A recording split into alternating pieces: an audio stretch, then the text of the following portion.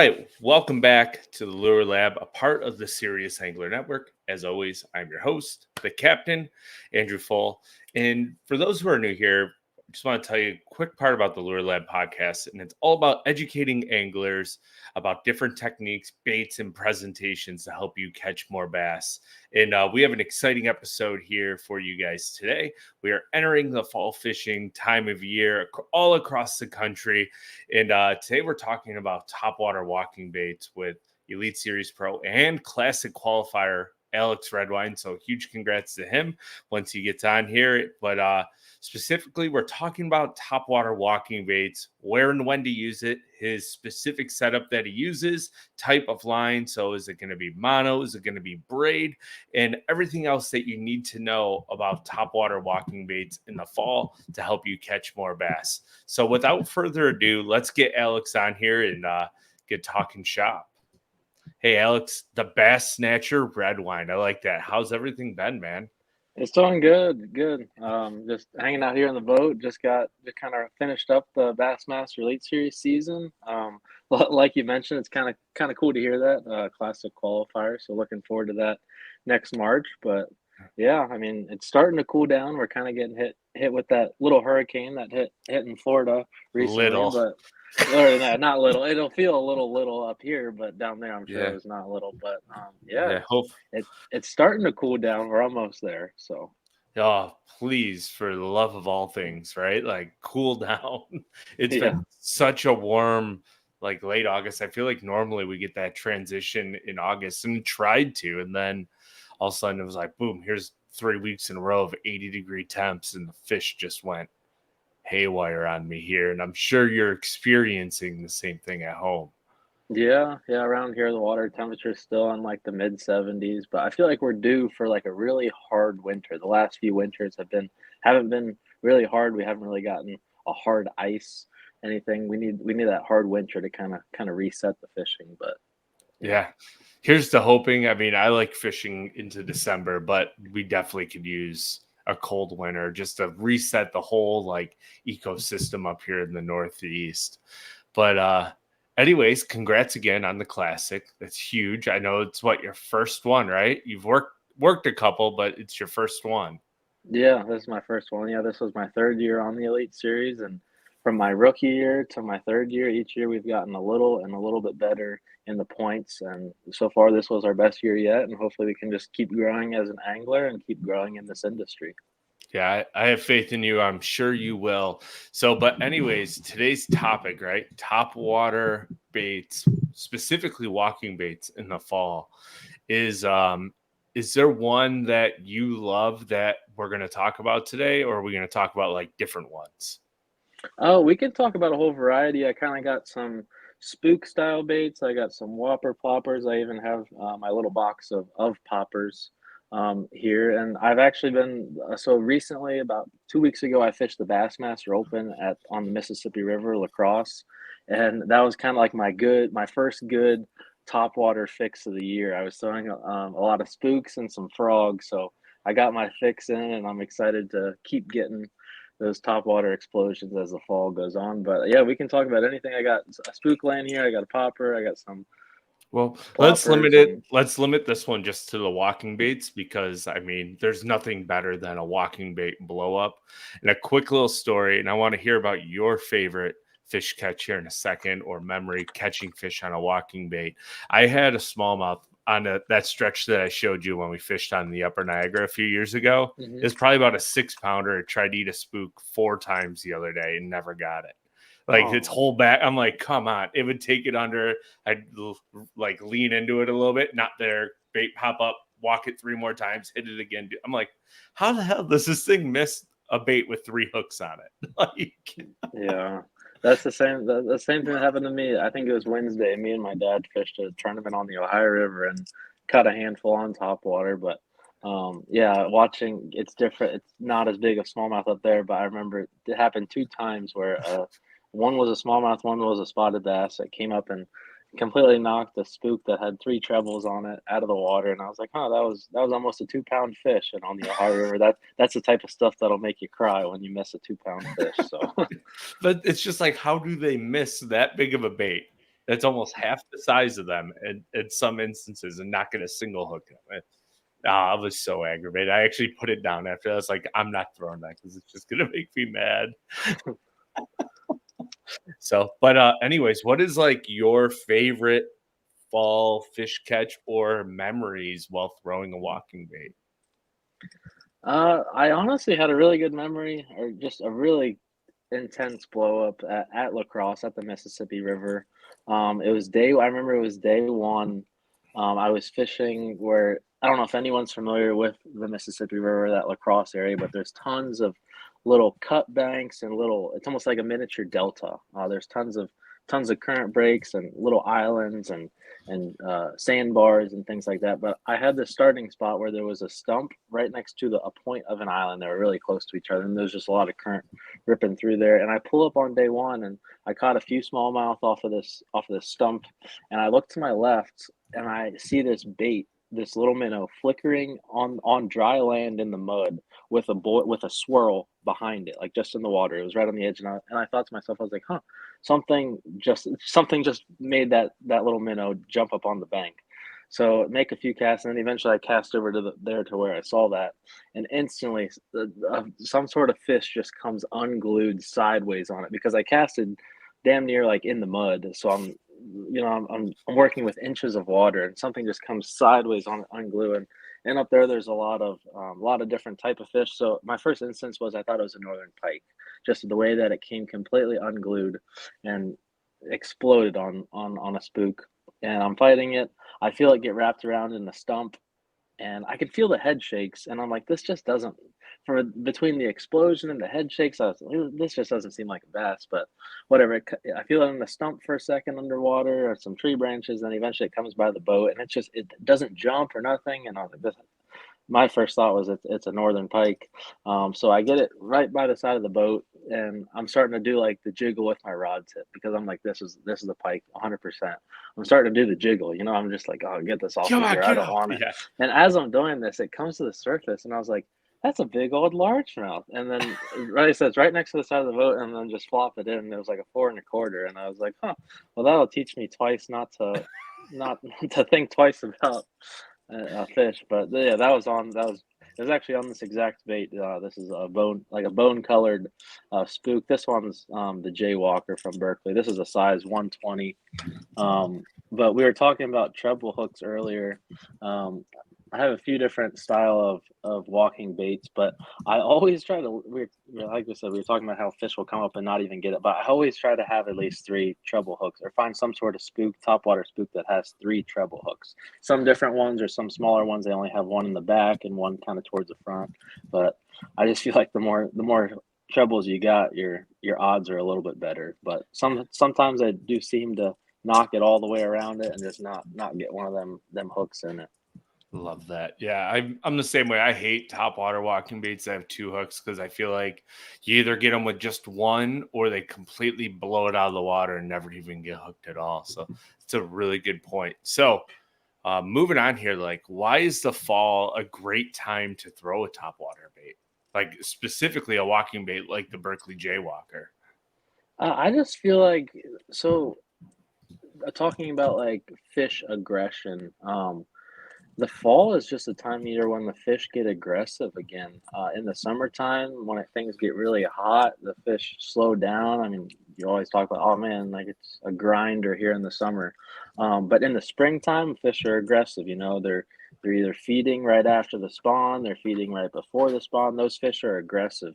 But in the summertime, you hit a lull where the fish slow down a little bit. But in the fall, their aggressiveness just starts to pick back up again, where they're wanting to feed up for the winter. And it's just one of those peak times of year where the fish, they just get a little bit stupider, a little bit Yeah, more aggressive, and I like they don't that. A care. little more stupider. That's good. Yeah, I mean, it's And a perfect way to put it. yeah, and it's like they don't care what it looks like, or they just want to eat something, and it's just starting to pick that little time frame up in the year again, where they just want to do something. They want to just do something crazy, eat something crazy, and they don't care how easy or hard it is for them to eat something. They're going to eat something. So you would say that the behavior of bass in the fall dictates a good topwater bite then. Yeah, exactly. Just because they're aggressive, they want to eat something. They want to put something in their bellies, and in the fall, that's when you'll hear a lot about, like in the springtime, you'll hear about crawfish and red crankbaits, but in the fall time, that's when you start seeing that bait migration, and so they're keyed in on more of those minnows or some sort of bait fish or forage compared to in the summertime. You got, let's say, bluegill beds, and in the springtime is more crawl related stuff. Yeah, isn't that kind of crazy to not even crazy? It's kind of cool to see like the shifts of what the fish actually hone in on throughout the year, right? Like you're talking about the crankbaits and the crawfish in the spring and summertime, early summer to bluegill. And then as you get further on, like late July, August, you have the year of the young bait fish. So you have to go real micro small. Then as you get in the fall, it's like all bets are off. It doesn't matter. As long as it looks like food, they eat it. And Hmm. it's just fish, the way fish pattern and feed and stuff is just, it's very interesting to me. And there's like no glove that fits all. So, Yeah.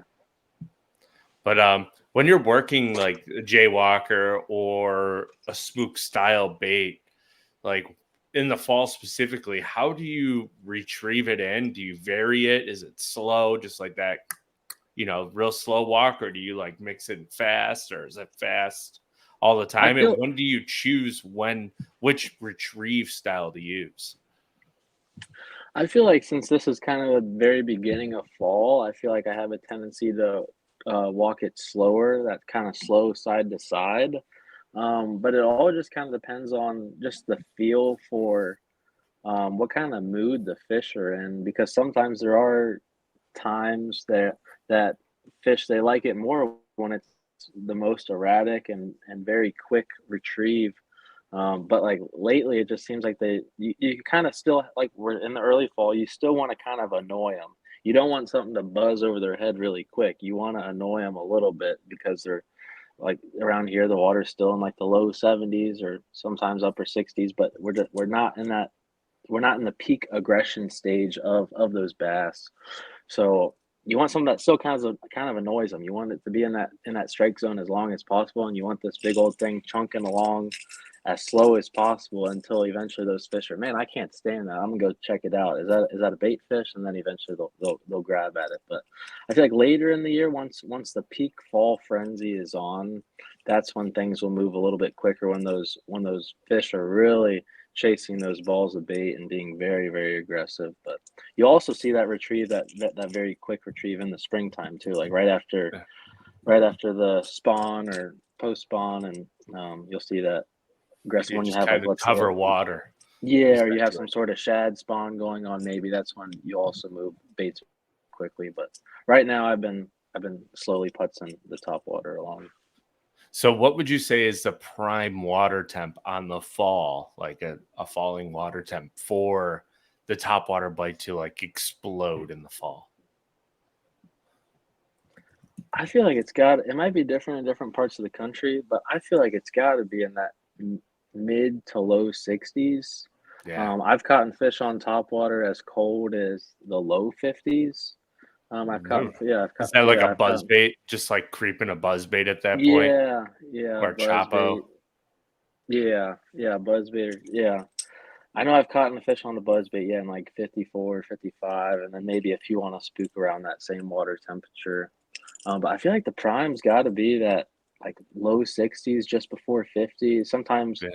Sometimes you'll hear about up north, like, oh man, like the smallmouth don't really kick on, and like it's got to. Sometimes maybe I guess you'll hear it in the spring, like they won't move up until the water's 48.7. You know what I mean? Like there's got to be a magic number.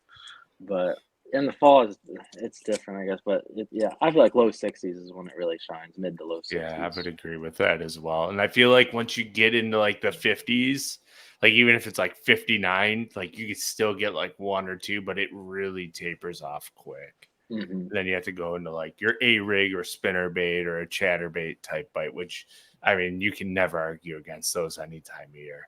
So, what would you say is the biggest difference in fall topwater fishing compared to the entirety of the year? The biggest difference, it's just I feel you kind of mentioned it earlier in the earlier times of year, like the bait fish and stuff, they're a little bit like different sized. Like they're not in the springtime, or let's say the shad spawn or whatever. Like I feel like I don't I for in different times of year the bait fish are a little bit different in size or easier to get. Like you got the shad spawn where And it every all shad in the depends on lake. where we are in the country. It's Yeah, all right. relative, right? Yeah. Yeah. Um, but Let me ask it's you this one. Would you say that bass tend to be more committed to eating the topwater fully in the fall, specifically in our region of the country, than like early to midsummer? yeah, I think so too. Like around me, like so like in the summertime, you're fishing a lot of like let's say wood to say or like yeah, in the summertime you're fishing like a lot of wood or just more bank related stuff. But this time of year, it's like the fish start transitioning to whether it's riprap or little sometimes current breaks or wind blown points or whatever it may be. So like you're in the summertime or spring, you're flipping wood with a jig, but here in the fall time, they I feel like they move off of that wood and they start relating to like a different type of hard cover, whether it's um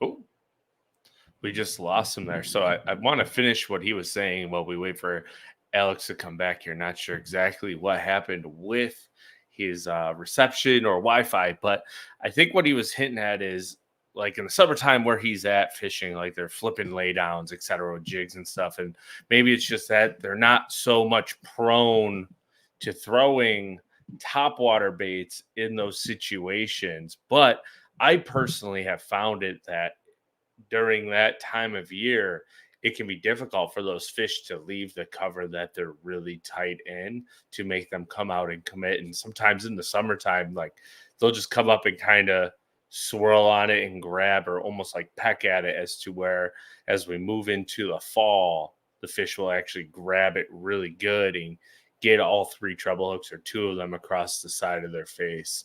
Now, that being said, in the summertime, there are days where that's all they'll eat and they'll get it and they'll be fully committed. And it's usually as a low pressure system is moving in, it's cloudy, kind of overcast, not downpouring, but rainy, etc. And those are the good conditions. And Alex, you good to go? Get you back in here. It looks like he's good. So let's get him back in here and finish out this episode. Good?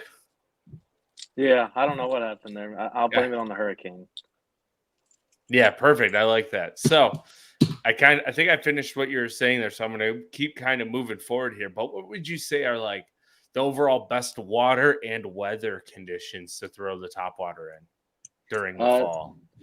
I feel like there's no doubt it's got to be a cloudy, overcast day with just a little bit of breeze, not a too stiff breeze, not too calm, but just that perfect in between, where it allows those bait fish to kind of roam wherever they want. They're not if it's really sunny, they're stuck down deep, and because they don't like the sun, they want to kind of not move around as much. But you get a nice like a nice cool overcast fall day, maybe a little bit of drizzle. That's when something like that's going to completely shine.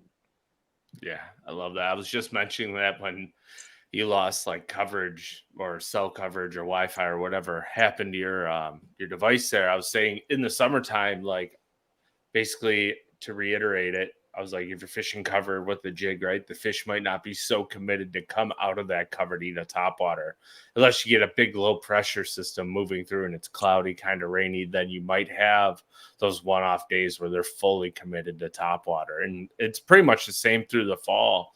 But I found personally, and you can correct me if I'm wrong here, like in the fall, there are days, even if the sun does come out, that they will still obliterate it all day, Hmm. which is kind of Yeah. funny. And that's just fall fishing. You kind of have to junk your way around, and you never know what every fish is different, especially early in the fall right now compared to late fall. Yeah. So, what is your favorite topwater color pattern? Uh, I, I don't want to guess. I'm sure I know what it is, but it's I'm like status quo. Yeah, I'm sure it's like it's just the standard, a bone color or a white colored. I have a few different ones here on standby, but this is the bone color, just straight white. These are a few other ones. If I'm maybe around a herring lake, I'll throw something that just has a little bit more shine, a little bit more. This is a head in spook, um, Super Spook Junior. Has a little. You can hear that it has a little bit different of a knock Oh, it's to a it. one knock. Yeah, and but it has like some more shiny. I don't know how many of the viewers are watching where they can see your screen if they're listening or not, but has some more shine. Has a little blue line on it. And then this is kind of, I don't know how many people like throw this or people think it's appealing to them. But when I'm on like the Tennessee River or down south, this is kind of a color that I have confidence in. I'm not sure if it's like the next big thing or not, but it looks goofy. But this a red, it's so That you thing's got been the chewed too. yes, exactly. I don't even know the name of this color. It says Saltwater Super Spook Junior. So I'm not even sure if this is technically a bass bait or not, but it's just something that years ago I got kind of turned on to it, and ever since then it's just been a super big confidence. Like the back, pretty much more than the back half of it is bone color, then the top it has just bright tomato red. Like I said, I'm not even sure the official name of it, but I call it the sore pecker. Don't ask me why, but that's just something that someone, like I said, probably like 2017, someone got me onto it, and been throwing it ever since. But It's a great bait name. It yeah, sounds like something that Reaction Innovations would come out with, like on a Vixen, right? Like, yeah, because they have their tramp stamp or yeah. whatever. Yeah, they have all sorts of colors, but yeah. Have you? This is. I'm sorry. Hopefully, I'm not getting too off topic. But have you ever like thrown or heard of this bait, the cast? Okay, and it's like at Yeah. first glance, people might be thinking that, oh, like this is a spook, but it is not. I've only gotten to play around with it a little bit on herring lakes, but this has a completely different action that I have never seen before, and somehow That it non-mechanical action. I think sweet. yes. Yeah, so, like, I can describe it to the people listening if they're kinda confused or don't know what I'm talking Sure. about, Go but, ahead. yeah, I got my treble hooks bungeed in, but, there's 2 treble hooks on this. It's made by Cast. I haven't gotten to play around with it a lot, but I know on the herring lakes down south, whether it's Murray or Lanier, whatever, somehow spotted bass go absolutely bonanzas for this. But this is a bait that you'll throw it out there. It's a topwater bait. It floats, and instead of twitching it like a traditional spook, you'll just keep your rod kind of pointed down, pointed at the bait in the water, and you'll just give it 2 or 3 just hard cranks, just 1, 2, 3, maybe 1, 2, 3, 4, 1, 2, 3, and I like it. this bait kind of sometimes it almost comes straight at you with a little bit of wiggle. It dives down, does some weird stuff, and then you pause it. You just let it sit there and float. It'll kind of float up and down like this, and you'll just let it sit there. And then you'll do it again, and it won't go. Sometimes it only goes 4 or 5 inches below the surface of the water, but it's going to do some weird.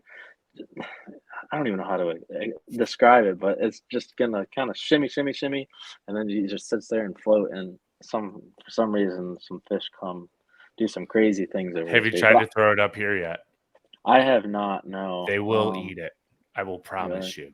I Oh, yeah. tried to. We had an event this year at Smith Lake, which has a lot of spotted bass on it.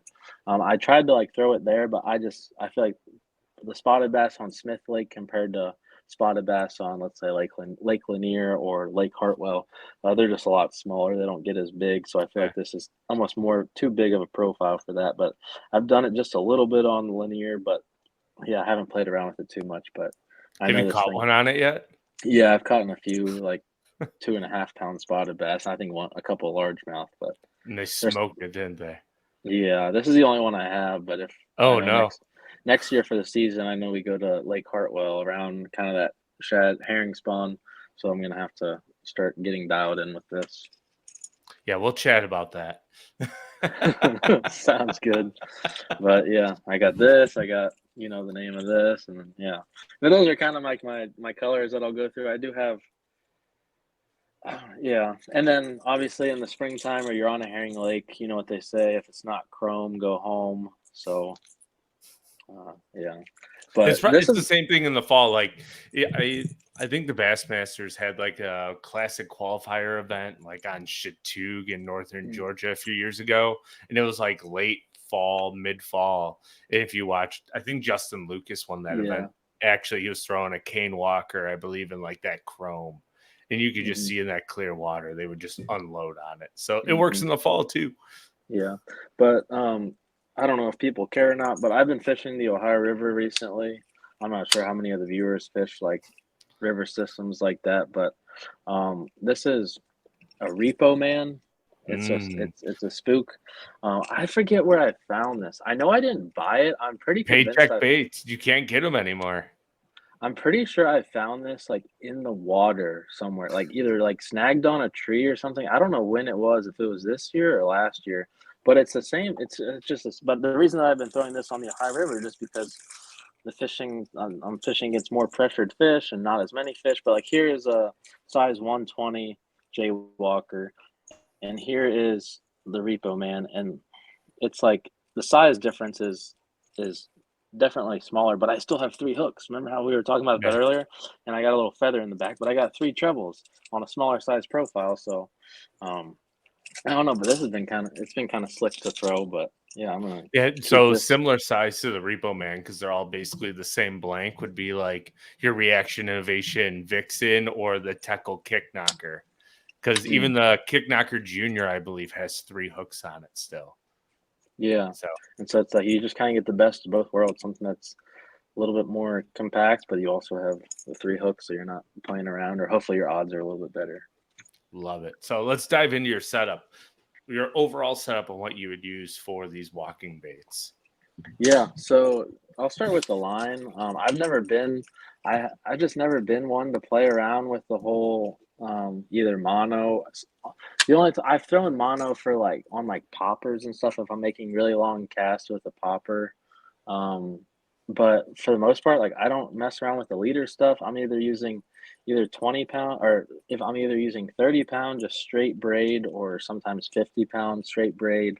Um, but this is that's why I use, like I said, I don't mess around with the leaders or whatever. If it's not broke, don't fix it kind of situation for me. Sometimes on the front end of it, like this one here, I have a little clip. I don't know if people can see that or not, And but is I that have to just, eliminate the braid from getting caught in the front hook? yeah, caught in the hooks, and it just gives it free range to do the walking stuff. Yeah, I'll put little clips on there. Sometimes kind of big O-ring or not, but yeah, big Like an oval O ring or just a big yeah, circle? just like an Got it. oversized, yeah, oversized split ring. Um, but for rod, I try to keep it right around that 7 foot mark, 7 foot medium. For a bait this size, I'll throw a 7 foot medium. If I'm throwing either a bigger one or maybe a big whopper popper, I'll do like a 7 foot medium heavy or a 7.2 medium heavy. But just because typically when you're throwing topwater, you're throwing it all day long. It's very easy to get fatigued. So 7 foot medium with what size or gear ratio is this? I keep it pretty like 8:3 gear ratio. So that you can pick it up and move it fast if you have to. This is just a Zen on Abu Garcia. It's pretty light reel, so you don't get fatigued. And then this is a Vertos, yeah, Vertos rod. But that's my setup. I got straight braid. Try to get as much braid on there as possible so I can cast it as far as I can. Awesome. Love that. I'm virtually the same way. 6'10", 7 foot, 30-pound braid, 8'2", Yeah, 8'3" to 1 gear ratio, just so you yeah, can cover water. yeah. So we're gonna come up here on our final couple questions and we're gonna cut you loose, Alex. But the first one is I'm curious, what are some common mistakes that you see anglers make when throwing a walking style bait? I feel like one of them is not sticking to it. That kind of first comes to mind. Topwater is it's just a different game. It's not one of those things where you can just, oh, I'm gonna throw it for 10 minutes and then go back and fish something else, fish a jig for an hour. You know, it's not one of those things where you can just kind of funnel in and out. It's something that you have to be committed to. You're looking to trigger the right 5 bites. It's not going to be one of those things where you start throwing it and you instantly just start lighting the world on fire. You got to commit to it. Same with if you were to throw a frog all day long, you're not going to get a lot of bites, but historically and confidently, you have to know, like, if I'm going to land 5 fish on this bait, they're going to be the right ones for a tournament to say. So it's something that you gotta get locked in with. You gotta stick with it and have confidence throwing it.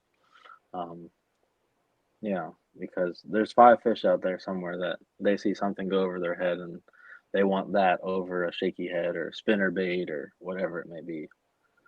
Now that you've gone through the common mistake that you see in people setting the rod down too fast, what is the best advice you can give someone trying a topwater walking bait in the fall that is struggling to get bit besides sticking with it? Um, I feel like kind of switch it up a little bit. We talked about conditions earlier.